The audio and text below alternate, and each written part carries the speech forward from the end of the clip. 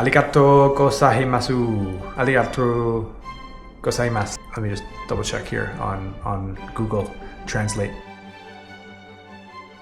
So, I moved to Japan with my wife, my 2 kids, and my dog, and exactly 0 Japanese. And yeah, it's just as overwhelming as it sounds.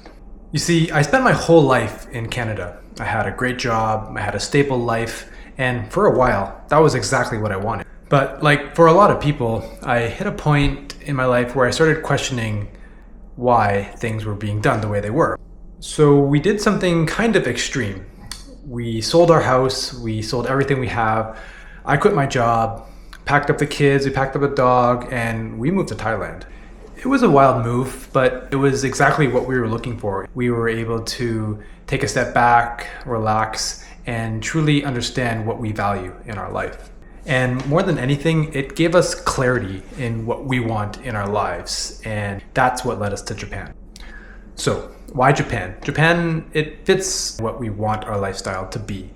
It's a very structured country, it's a safe country, it's a country that has amazing food, it's a country that we're familiar with. It's a place where kids can be independent. They could walk to the park, they could ride their bikes to school, and that matters to us. That's what we want. It's also a place where the little things are done with such care. Like the person cleaning the train stations, he does his job with such integrity. That culture is Japan, and that's what I value as well. But we're not here on vacation. We're here to build a life, and there's one problem that's getting in the way. I don't speak Japanese. Nothing. 0. Not one word. Well, maybe 2 or 3 words. But I am a native English speaker, born and raised in Canada.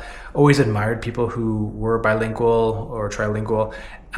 But for me, I have 0 background in Japanese.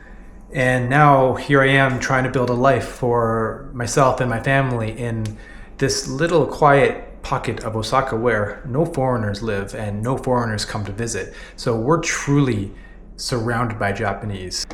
And honestly, it's a little terrifying because it's not like I'm just asking for directions or ordering food. It's, showing up to talk to my kids' teachers about their development. It's, interacting and being a part of my community.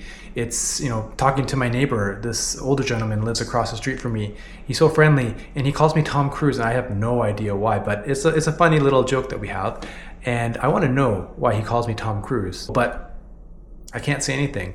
And translator is just not, you can get by, but you can't really have a conversation. I've committed to working towards being a part of my community and belonging here by learning the language, and it's a long road. I am terrified, but I'm learning from scratch. I am learning hiragana and katakana, which are essentially the alphabet of Japanese.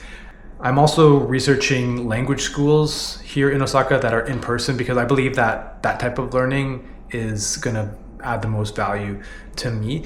So I'm practicing as much as I can, and this little app I have here, it reminds me every day that, I forgot to practice. Because here's the thing, I want to be a part of this community. I want to be able to support local businesses and talk to the friendly people in the park, other parents who are walking with their kids around. I want my kids to see me struggle and to understand that, there are challenges in life that you have to overcome and put in work to overcome them. And it's not about fluency, it's just about basic connection. So, learning Japanese in your mid to late 30s, with a family, with responsibilities, in a new country, it's scary, it's challenging, it's a lot of work. I struggle with it, I honestly do. But that's the point, right? Life is about growing, and you don't grow by staying in your little bubble. At least that's the way that I look at it. So by stepping out of your bubble and pushing the boundaries in terms of your comfort zone, that's something that I did when I moved from Canada to Thailand, and definitely now from Thailand to Japan. So if you're thinking about moving abroad or taking a leap or stepping outside of your comfort zone and you're feeling a little bit, scared or unmotivated, don't worry. You don't have to have it all figured out. You don't have to have a super intensive plan. I sure don't. But set small goals and enjoy the journey, right? Life is a long journey and it's meant to be lived. If you want to follow this journey with me, please like and subscribe. Follow me around. I am going to make a lot of effort, or I am going to put in a lot of effort to share my story, because it's a perspective that I think I would have liked to see when I was evaluating, next steps in my life. So I want to inspire or support at least one of you with your journey. So let's leave it here. The kids are sleeping and I have an hour or two before I need to go to bed. So I'm gonna learn some Japanese. What a great idea. See you later.